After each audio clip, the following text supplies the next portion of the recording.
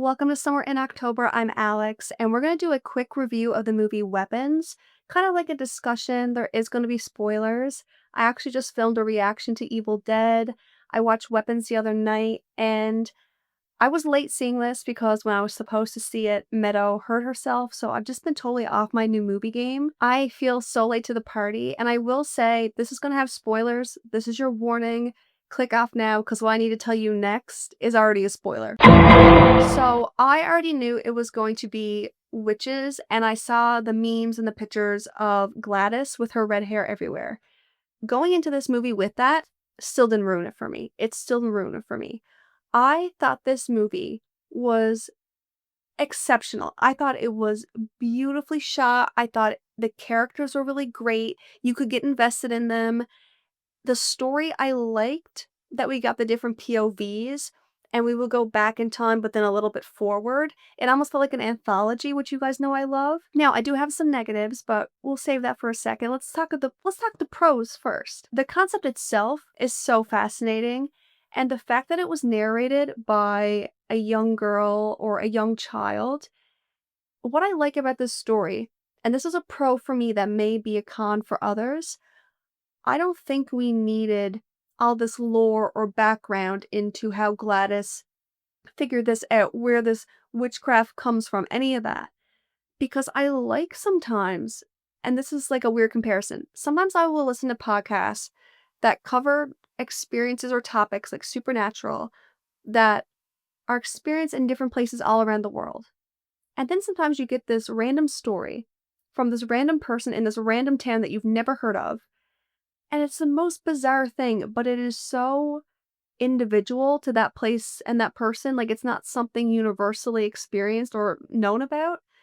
That's what this felt like with that narration. We were getting a peek at this small town secret, and we were getting to see this story that is so confined and doesn't need a whole universe around it.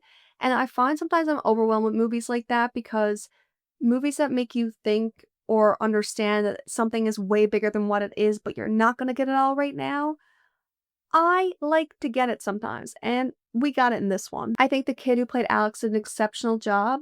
I think they did his evolution really well because not only was his aunt manipulating him, which is why he was acting the way he was learning from her. It's not that difficult what she was doing, he just had to pay attention. I love the idea of using people as weapons and how simple it was. You know, it's not simple if you don't know what you're doing, but like Alex, if you're paying attention, you know how to make people go. I loved Austin Abrams' character. I believe it's James. He stole a show for me. He was like comedic relief, but he was also in some of the more terrifying moments, like when they're in the house and they're all crossing the salt line, that really freaked me out. Like when his mom was going through the door and when Austin had Josh Brolin's character, I think it's Archer, and he was freaky. But then we had the comedic relief because he's literally getting flung around. I like the story, I like the characters, I like the setup. Everything was really great for me. I think it was a great story start to finish. I'm going to talk about the finish in a minute before I get into my negatives. I just loved it. I think it was so strong too because we didn't focus too much on one character. I think we would have lost a lot of the story if we had. And because we switched around, we got to see how this all unfolded in such a short time. Again, we don't need this universe. We don't need this big thing. We needed to know how this one story happened. I just loved it. I loved it. I loved it. I loved it. And Gladys, amazing, amazing acting. The ending was gruesome and it was funny and it was also really charming. This movie had charm. That's one thing. Do I wish the tone was a little bit different? We'll talk about that in a minute, but it didn't come off corny or like trying too hard to be funny. It had some charm. What I liked about the ending and it having more of a sillier tone is one, you have children involved. I don't think a lot of people could stomach that if it was much darker than what it was. They made it a little bit more comedic.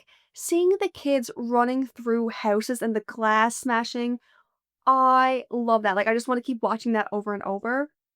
The very gruesome, it was very Day of the Dead what was happening to her in the end. And I mean, she deserved it. Can I say that? What I liked about it too is it kinda shows that she is not this big, powerful witch. Something got messed up and she said, "Oh shit," and she ran.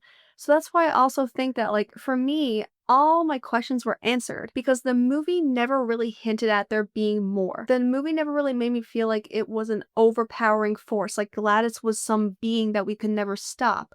Did I start questioning how we were gonna stop her? Yes. When I realized that, like, you couldn't wake people up from what they were doing, and they had to kill them because, like, you could not knock them out, you couldn't do anything. I did start to get some of that dread, but that was answered with, "She's not an unstoppable force," and I like that a lot in a movie. I just don't think we get enough of that lately. Everything has to be this universe or sequels or expansion. This was very like, "Here's a small town story. Gladys is crazy. She wreaked havoc, and then kids broke a bunch of buildings and ripped her apart by shreds." So let's talk about some cons. As soon as the movie started, I said the tone, I want it to be darker. Now, I think in the moments it was dark or was meant to be dark, it was really good. I do like some of the comedic relief, of course, but I do think I would have liked it, especially opening up with, is it Justine? Is that her name? If I get that wrong, just go with it. Opening up with her POV, I wanted it to be a little bit darker in tone. I wanted things to be a little bit more disturbing and creepy because it was. Kids are missing. People think it's you. You have a problem with alcohol. You're afraid people are vandalizing you. I just wanted the tone to be darker. I think it would have scared me a little bit more because I didn't feel a lot of dread or terror in this. I was just curious, which is not a bad thing, but for me, because you guys know I like when stories are very dark, I just needed to be a little bit more creepy, a little bit more eerie. A lot of the early jump scares or scary moments were them seeing Gladys in dreams, on the ceiling, in the woods. That is the one thing that the movie doesn't really answer for me because she is trying to stay hidden and she only looks like that when she dresses up like that to go out. I don't understand why they would see her. Like, is she really projecting herself? Like, why would that be happening? Maybe I missed that and you can explain to me. But for me, I didn't like those. It just felt like it was trying to scare you and fit in scares. We could have done something else. We could have done something else. And maybe if the tone was creepier, we wouldn't have felt so much need for that. Then I liked Archer's story. I know like some people are talking about the whole gun in the sky with the alarm clock on it. I like that. I don't think I needed an answer for that. Again, the one thing is, why are dreams into this? Is she projecting, like, is there an energy people are picking up? That's the only thing that unravels a bit for me. Maybe we could have had a couple more weapons running around. You know, maybe that could have started earlier. The car scene, I was freaking out at the car scene. That was so well done. The choice for the POV and the sound design, oh, so good. The one story or chapter I don't think we needed is it Paul? Is he the cop? I like him as a character. I think he's needed as a character, but he is in both James' story. If I'm getting these names wrong, guys, you know who I'm trying to talk about. He's in Teacher's story and James's story. I don't think we needed his own story because I get that we were kind of setting up him and James's interaction. I think we really could have just had it in his interaction. I don't know. I felt like that was the slowest part for me and not a lot happened. So I just don't think we needed that. It got obvious really quick that Gladys was behind this all, but I actually enjoyed again that she wasn't some unstoppable force. She had to be manipulative and she had to be evil to get Alex and whatever else was happening to work for her. So I think we could have played into the weaponry of it all a little bit more. And I'm just trying to think if there's anything else I missed. I mean, I just enjoyed it. When I really, really enjoy a movie, I don't often have a lot to pick apart. I thought it was an amazing movie. I really liked it. Let me know what you think, and I'll see you in the next one.